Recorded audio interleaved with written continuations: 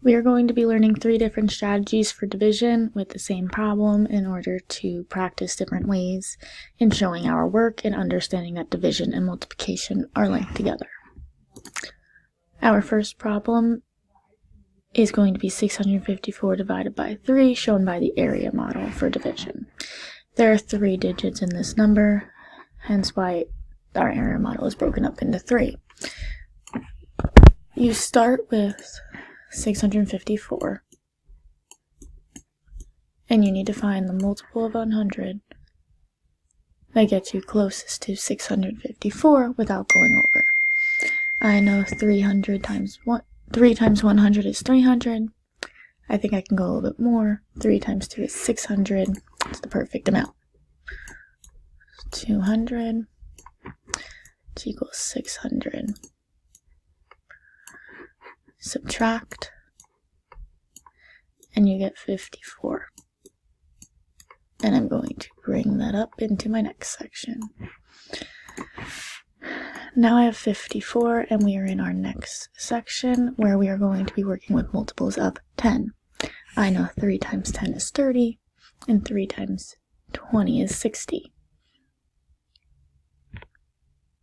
60 is too big, so we're going to work with 10.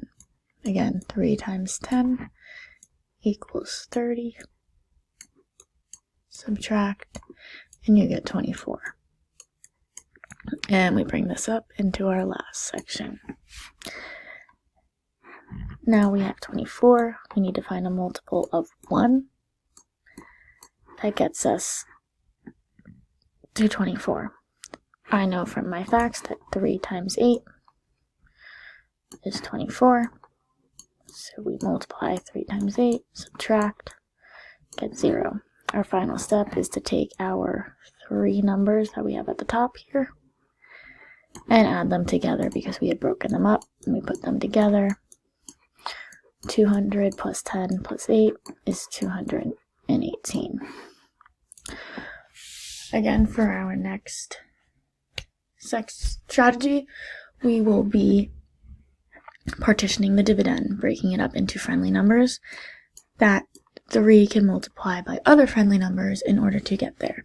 So the first thing that I see is 600 plus 54. 600 plus 54.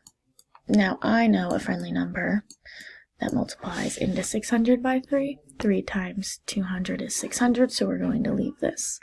And we're going to break up 54 into 30 and 24, because 30 plus 24 equals 54. These are all now nice numbers, so we're going to circle them. 3 times 10 equals 30, and 3 times 8 equals 24, so we were able to keep that. And we are going to rewrite our division sentence as so. 600 plus 30 plus 54. I know 3 times 200 equals 600, plus 3 times 10 equals 30, plus 3 times 8, oops, we made a mistake before. That should be 24, always check your work. 24. If I were to add up all these numbers, it would equal 218. And for our final strategy, we have the super sevens and the partial, or also known as partial quotients. I have my number bank here. These are just friendly numbers that 3 can multiply by in order to help students start moving towards the right problem. This is the closest to the standard algorithm, so sometimes students need a little help getting it. So what I do first is I start with 3 times 100. That's 300. We can use it because it is not bigger than 654. And you subtract, but you also have to put that 100 here for later. We get 354. We can use it again because it won't be bigger. 300. Subtract, we get 54. Now we know that 100 is too big, so we can't use it anymore, so I cross it off. 50 is also too big. 3 times 20 is 60, too big. But 3 times 10 is 30, we can use it. 30, subtract, we get 24. Now, for time's sake, you can't use 10 anymore, so you get rid of it. But you could use 5, 2, or 1. However, for time's sake, I tell my students that if you know it's a quick fact, like we know 3 times 8 from our multiplication facts and fact fluency, you can use it. So 3 times 8 is 24. You subtract, you get a 0.